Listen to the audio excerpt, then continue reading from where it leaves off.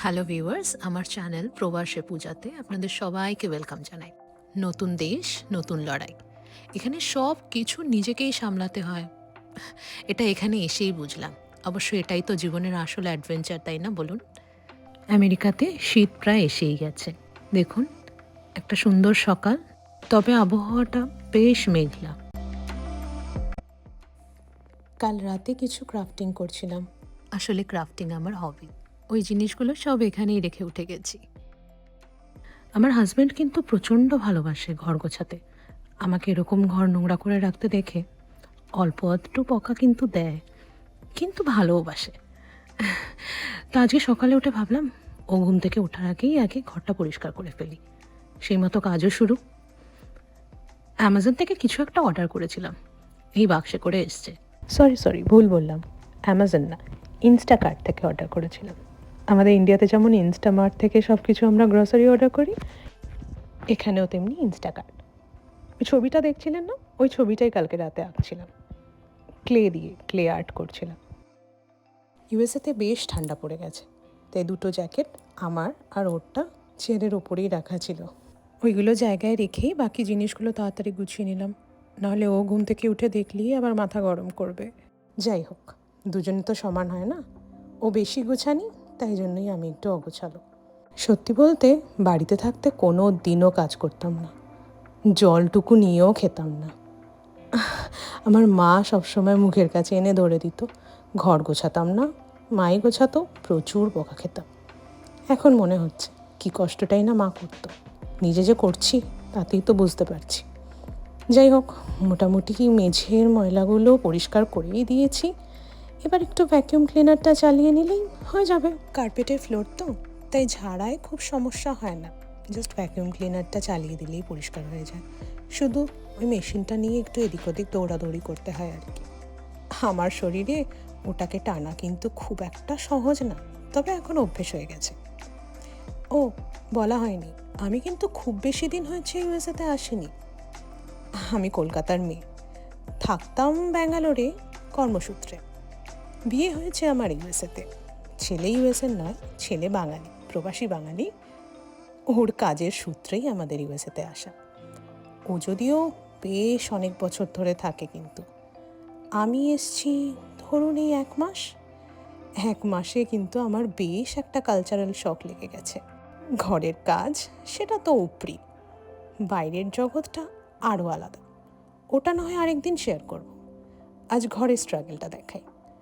যদিও আপনাদের অনেকের কাছেই এটা স্ট্রাগল না, তবে আমি তো কোনো কাজ করতাম না বাড়িতে, আমার কাছে কিন্তু একটা স্ট্রাগলই বটে। আপনারা হাসবেন কিন্তু কিন্তু ভেবে দেখুন তো, আমার মতো তো অনেকেই আছে না? ব্যাঙ্গালোরে থাকতে আমি একটা প্রাইভেট ফার্মে মেমোরি ডিজাইন ইঞ্জিনিয়ার ছিলাম, ওই হার্ডওয়্যার আর কি। চাকরি ছেড়ে ইউএসএতে এসছি।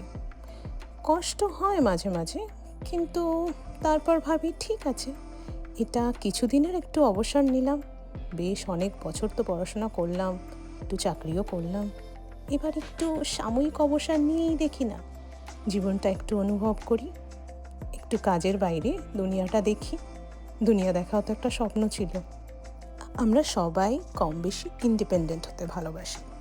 ইন্ডিপেন্ডেন্স মানে কাজ করব, নিজে উপার্জন করব, এটা ইন্ডিপেন্ডেন্স। আসল ইন্ডিপেন্ডেন্স কিন্তু এর বাইরেও অনেক কিছু। এই যে এখানে এসে নিজেরটা সব কিছু নিজেকে করতে হয় ইন্ডিপেন্ডেন্টলি। কারোর ওপর কিন্তু ডিপেন্ড করি না। আমি কেন, কেউই করে না। বিদেশে নিজের কাজটা নিজেকেই করতে হয়।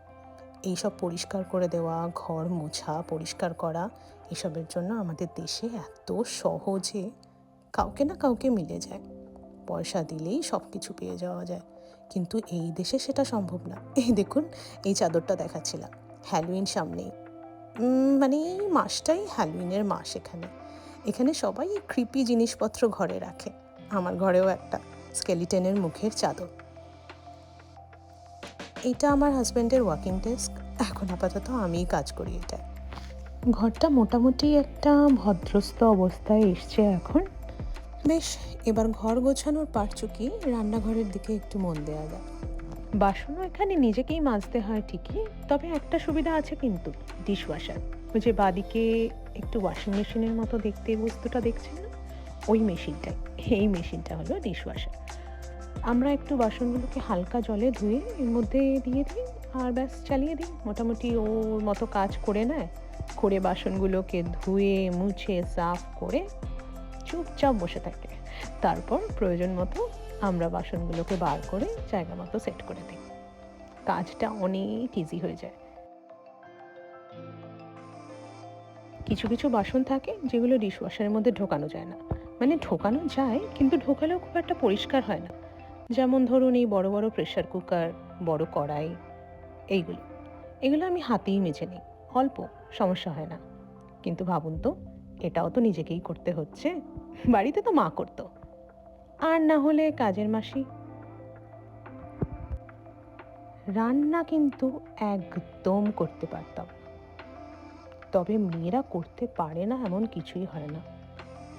এটা আমার মাসিরা আমার মাকে বলতো যে চিন্তা করিস না, ঠেকায় পড়লে ও নিজেরটা নিজেই করে নেবে, রান্নাও শিখে যাবে। আমিও শিখে গেলাম। দেখুন, হ্যাঁ, খুব যে টেস্টি খাবার রোজ বানাই এমনটা না, একটু এক্সপেরিমেন্টাল খাবার চলে। তবে আমার বর কিরম বলুন তো, ও যাই খায় বলে আহ দারুণ হয়েছে তো।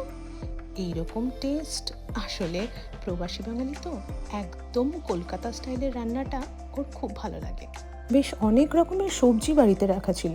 ফুলকপির তরকারি বানিয়েছিলাম, কিছুটা ফুলকপি রাখা, পেঁয়াজ আছে, আলু, ক্যাপসিকাম, গাজর সবই আছে, বেগুনও আছে। বেগুনটা আসলে বার করতে ভুলে গেছি। তো ভাবলাম সব কিছু নিয়ে মিক্সড ভেজ টাইপের কিছু একটা বানাই। ইউটিউবে আগে থেকে প্রিপারেশনটা দেখে নিয়েছিলাম। একটু গরম জলে নুন দিয়ে ফুলকপিগুলো ভিজিয়ে নিলাম। মা বলে এতে নাকি ভেতরে পোকা থাকলে বেরিয়ে যায়। অবশ্য এইখানে অতটা ভেজাল থাকে না, শাকসবজি সবই ফ্রেশ থাকে, একদম এয়ার টাইট প্যাকেটের মধ্যে করে বিক্রি হয়। জাস্ট একটু ধুয়ে নিলেই হয়ে যায়। একটু চুলটা ঠিক করে নিলাম ক্যামেরার দিকে তাকিয়ে।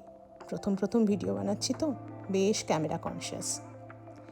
আজকে একটু মুগ ডাল বানাবো, দেখে নিয়েছি রেসিপিটা, তার সাথে কিছুটা মায়ের থেকেও টিপস নিয়ে নিয়েছি।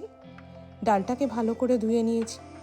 এবার প্রেশার কুকারে ডালটা দিয়ে কিছু উপকরণ দিয়ে সিটি লাগাতে বসিয়ে দেব।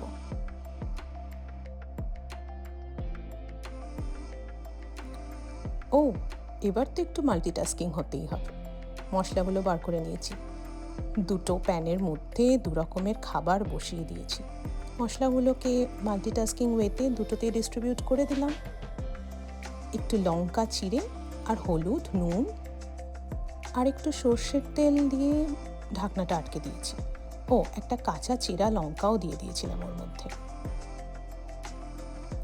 এবার ওই 4-5টা সিটি মনে হয় লাগিয়েছিলাম, ভুলে গেছি। মশলাটা কষিয়ে নিচ্ছি সাথে সাথে। এবার ভেজিটেবলসগুলো দিয়ে সব রান্না করে ভাতটাও মাইক্রো ওভেনে বসিয়ে দিয়েছি। কিন্তু মাইক্রো ওভেনে ভাত আমি আগে করতে জানতাম না, এটা আমার হাজব্যান্ড শিখিয়েছে। ও, রান্নার পার চুকিয়ে এলাম একটুখানি একটা বই এক্সপ্লোর করতে। বই পড়তে বেশ ভাল লাগে, তাই একটা নতুন বই বার করলাম। দেখুন, না, এই বইগুলো ইন্ডিয়া থেকে টেনে আনিনি, কিছু কিছু আমার হাজব্যান্ডের কালেকশন। ওকে আবার আমি বলেছিলাম বিয়ের আগে আমার কি ভালো লাগে, আমার হবি। খাবার বানানোর পর তার জন্য অপেক্ষা করতে করতে আমার সময়টা চলে যায়। আসলে ও বাড়িতে বসেই অনলাইন জব করে, তাই খুব একটা বোর আমি হই না। কিন্তু অপেক্ষা করছিলাম কখন সে আসবে, দুজন মিলে একসাথে বসে খাবো। দেখতে দেখতে বেলা গড়িয়ে প্রায় সন্ধে নামতে চলল। আপনাদের দেখাচ্ছিলাম এই পাতাগুলো, দেখুন বাইরের কি সুন্দর। এটাকে বলে ফলের পাতা। কি সুন্দর লাল, হলুদ, সবুজ, কত রকমের রং দেখা যায়। একটা সুন্দর বিকেল দিয়ে আজকের ব্লগটাকে শেষ করলাম। ভালো লাগলে অবশ্যই আমার চ্যানেলটি সাবস্ক্রাইব করে দেবেন। ও, ভিডিওটি লাইক করতেও কিন্তু ভুলবেন না। খুব শিগগিরই আবার দেখা হবে আরও একটি নতুন ব্লগ নিয়ে। ততদিন সবাইকে নিয়ে ভালো থাকুন।